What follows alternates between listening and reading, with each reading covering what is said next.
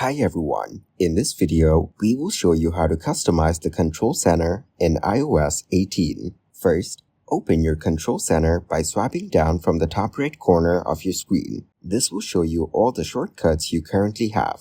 Now tap the plus icon located in the top left corner to start customizing. Once you tap on the icon, you will see a list of controls. You can rearrange them however you like by dragging and dropping each feature to your preferred position.